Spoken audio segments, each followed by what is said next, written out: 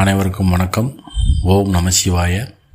இன்று நாம் காண இருப்பது புத்திரபாக்கியம் அருளும் கோவில்கள் பற்றி காண இருக்கிறோம். ராமநாதபுரம் மாவட்டத்தில் திருப்புல்லானி என்ற ஊர் உண்டு. அந்த ஊரில் குடிகொண்டுள்ள கல்யாண ஜெகநாதர் கோவில் மிகவும் விசேஷமானவர். இந்த ஜெகநாதருக்கு இரவில் பிரசாதமாக பாயாசம் படைக்கப்படுகிறது. இதை புத்திரப்பேறு இல்லாத தம்பதிகள் வாங்கி பக்தியோடு சாப்பிட்டால் விரைவிலேயே குழந்தை பாக்கியம் பிறக்கும். திருப்புல்லானி என்பது ராமநாதபுரம், ராமேஸ்வரம் அந்த சுற்றுவட்டார பிரதேசத்தில் தான் உள்ளது. இது உலக இயலில் மீன ராசியை குறிக்கும். மீனம் என்பது குரு பகவான் ஆட்சி செய்யும் ராசியாகும். குரு என்றால் புத்திரகாரகம். அவ்வகையில் அந்த கோவில் சென்று வருவது, அந்த கோவிலில் கொடுக்கும் இனிப்பு பாயசத்தை அருந்துவது மூலமாக புத்திரப்பேறு பாக்கியத்தை அடையலாம். அடுத்தவதாக மீனராசி ரேவதி நட்சத்திர கோவிலான பவானி சங்கமேஸ்வரர் கோவில். இது ஈரோடு பக்கத்தில் உள்ளது. இது மீனராசியில் ரேவதி நட்சத்திரத்துக்கு உண்டான கோவிலாகும்.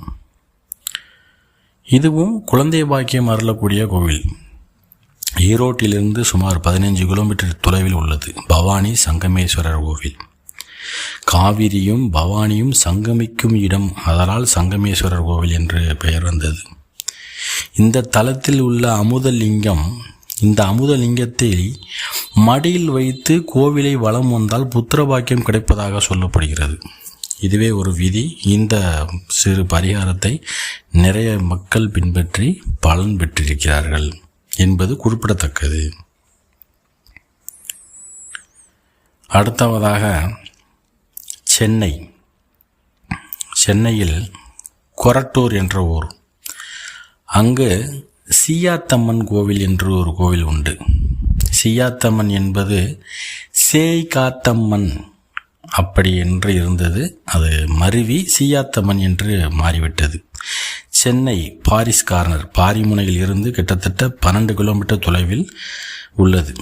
கோயம்பேட்டில் இருந்து 5 கிலோமீட்டர் தொலைவில் உள்ளது. கொரட்டூர் ரயில்வே ஸ்டேஷனில் இருந்து 1.5 கிலோமீட்டர் தொலைவில் இருக்கிறது. சேய்காத்த அம்மன் தான் சீயாத்தம்மன் என்று மாறியது.